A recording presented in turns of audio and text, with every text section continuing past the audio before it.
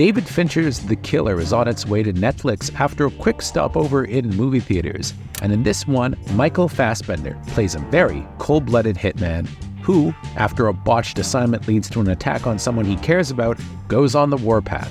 Now, I know what you're thinking. That premise sounds awfully tired and familiar, doesn't it? Indeed, the hitman revenge movie has become a somewhat overly familiar subgenre, with this at least the fourth or fifth movie I've seen this year about a profession that, hey, may not even really exist, as argued in Richard Linklater's upcoming film, Hitman. An adaptation of the French graphic novel of the same name, the chief interest here is seeing how David Fincher executes such a straightforward genre movie, and indeed, it's his style that keeps The Killer from feeling recycled. In a lot of ways, The Killer feels like Fincher's attempt to deliver Netflix a more straightforward film as payback for them bankrolling his really excellent passion project, Mank. Yet, audiences who catch this on Netflix shouldn't expect a wall-to-wall action romp. This ain't John Wick.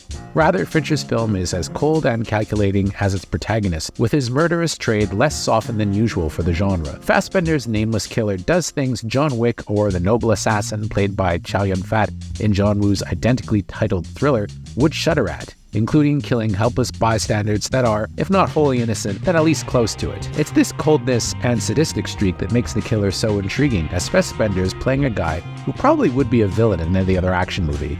His contract killer has an inner monologue that warns him not to empathize with his victims.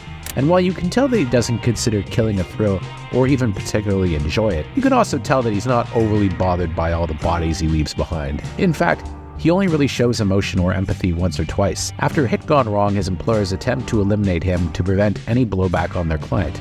When they can't find him, they invade his secluded home and brutally attack his girlfriend. It's their attack on her that spurs him into action, and it's the only time that he ever briefly loses his composure. The film is broken up into chapters, one for each of his victims. They range from the almost innocent to the decidedly not, with the big action set piece of the movie being a brutal scrap he has with a sadistic killer called The Brute, played by stuntman Sala Baker. The fight sequence is probably the movie's only real traditional action scene, as most of the killings are done in cold, brutal fashion. It's interesting to see Fincher shoot a legit fight scene for the first time probably since Fight Club back in 1999.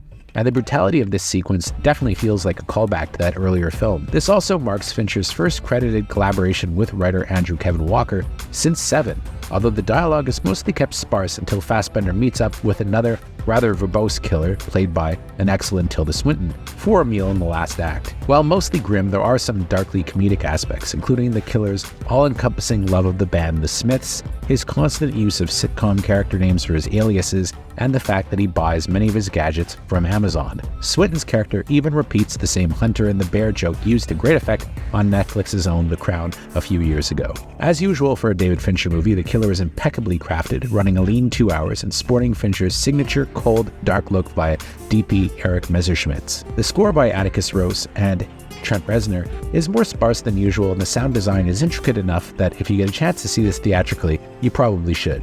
While The Killer isn't top-tier Fincher for me, due to the fact that it still feels like more of an aesthetic exercise than one of his truly great films, it's still expertly assembled and quite entertaining.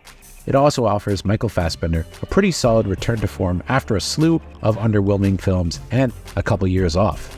I give this one a 7 out of 10. Again, it's not top-tier David Fincher, but it's still pretty good.